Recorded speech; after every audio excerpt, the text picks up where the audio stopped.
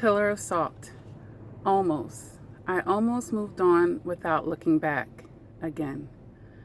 Actually, I did for a while. 32 days without much of a thought. And then reflection occurred again. And then I stepped back into my memory again. I revisited and relived when the storm heightened and my hurt intensified. Continents and oceans away from where I am now, but I just had to look back. Fortunately and unfortunately, I'll never forget. That type of trauma can never escape my conscious. That type of abuse never flees one's memory. And although every time I look back, I can feel less and less, I still feel. It's still unkind and inhumane. But I continue to remain. I have a right to. I've come too far to let the salt accumulate. Too far to become a pillar of salt. So I must learn to simply look forward, straight ahead, steadfast in my recovery, one moment at a time. That's an excerpt from my book, The X Factor Poetry Edition, Volume 1, that I highly recommend for you guys that are stuck in your healing process or just want an excellent book to read that's full of wonderful relationship advice. I shared that poem with you at the beginning of this video as it relates to the message of this video of looking at the bigger picture. Oftentimes when we're healing from narcissistic abuse, it's so easy to get caught up in the short term of things, and I'm going to explain that. When you have a trauma bond with someone, when you have a soul tie for someone, your flesh is basically working against your spirit, your flesh and your mind. Your flesh with the soul tie and your mind with the trauma bond. Because your mind is still craving those chemical releases that you've become used to in your cycle of abuse.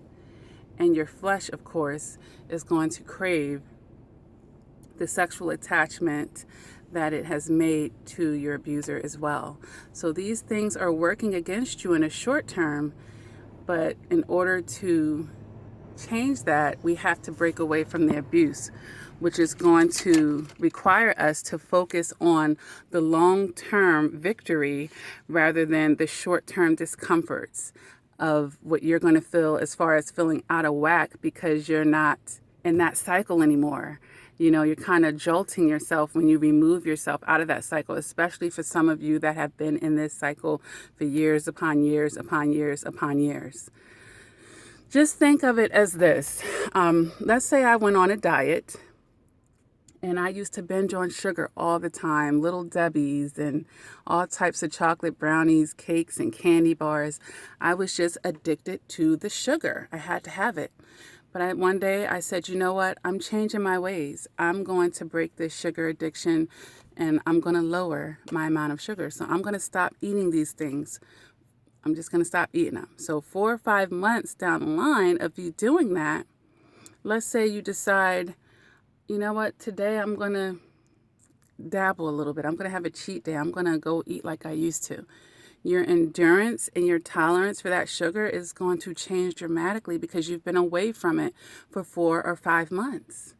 Your tolerance will not be the same anymore. And you're going to be wondering, how were you ever even consuming that amount of sugar to begin with? It's going to be like, oh my gosh, I could barely finish one cake now, half of a cake. And before I was eating a whole box. And this is what happens when you retrain your mind and your body together. And this is what has to happen when we're healing from narcissistic abuse. Because you're so caught up in that cycle, it's going to be very easy early on to give into your flesh with the soul ties and continue to sleep with the narcissist. And it might even be easier and mentally because you're psychologically trauma bond. So it's really hard to break these things. That's why we have to go no contact, guys, and allow ourselves the space and the distance to reprogram ourselves and retrain our body and our mind psychologically to be healthier because we're addicted to the dysfunction. We're addicted to the dysfunction. So for all of you that are wondering why can't you break it even though you know that you shouldn't be doing this, it's because you're still in it and you're still dabbling. Even dabbling a little bit is halting you. Okay? So I wanted to make this video just to as like a refresher, because I do a lot of reinforcement on this channel about focusing on the long-term victory instead of the short-term discomforts. Feel the burn. If you're feeling a little lonely right now, okay, that's okay.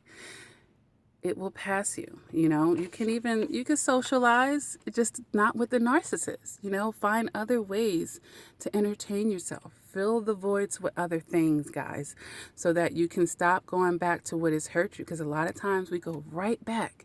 We go right back into the hands of the person that abused us, just out of the pattern of things, okay? I don't want you guys to stay stuck in this way. All right. So I hope this message helps someone start to begin to look at the bigger picture instead of the short-term discomforts. Okay. You can do this. All right. So if this video resonates with you, go ahead and hit the like button. If you haven't done so yet, please subscribe to my channel. Hit the bell so that you get notified about my videos. And until next time, take care.